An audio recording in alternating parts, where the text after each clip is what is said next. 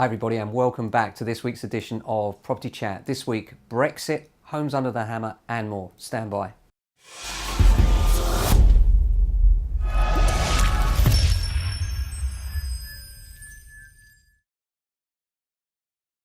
Hi everybody and welcome back to this week's edition of Property Chat. It's been a really busy week. As far as Brexit's concerned, well, I can say that it's been busier, which is great news. I mean, listen, when it comes to Brexit, cards on the table.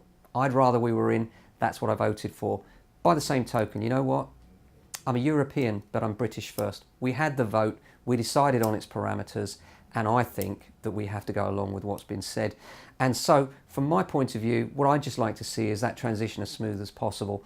And I think if that happens, then we could see even a Brexit bounce, as I've mentioned previously. So that's something to look out for. But the good news in the meantime is, since the break in the weather, we've really found that things have started to move upwards in terms of level of viewings, interest, offers and sales. So the good news is the market's not as dead as some will have you believe. Of course, prices have changed since last year slightly. And unless you get the price perfectly right, then you may find that you struggle. But things are moving, there are buyers out there.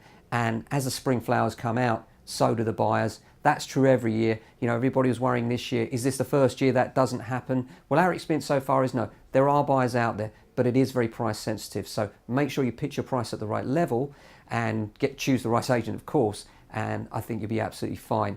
On to lettings, just done a webinar with our good friends at Rightmove looking at the tenant fees ban and how that will impact on landlords and tenants, and that's quite interesting. You can see what they're trying to get across and why so many agents have taken advantage of tenants in terms of charging extortionate fees, that they're putting a cap on that, and fees will be completely banned from the 1st of June this year. There are several implications with that.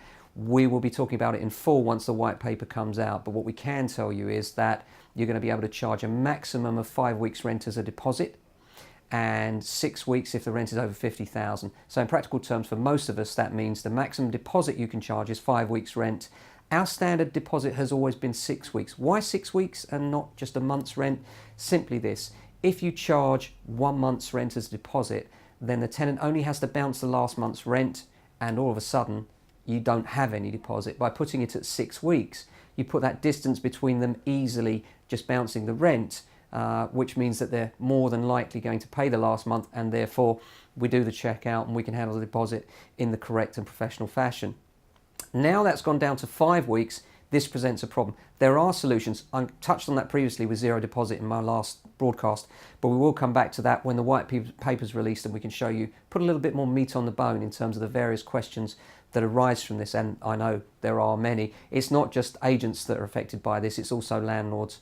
Tenants in a positive way, of course, but landlords particularly, because there are clauses that you can't use in your tenancy agreement, things you can and can't do. So we'll come back to that at a later stage. But in terms of the weather here in southwest London has been lovely, and buyers are coming out, tenants are committing as well. Everything's looking much better than it has been, and I do think that the way things are looking are fairly positive given where we are with Brexit. You know, once that goes through, I think we could even see a Brexit bounce. No one's really considered that. They've talked about the negatives around Brexit, but we could actually see some of this pent-up demand release as the clarity comes, hopefully, around Brexit. I know there's not much of that right now, but we're all hopeful, aren't we, that we'll get a smooth transition.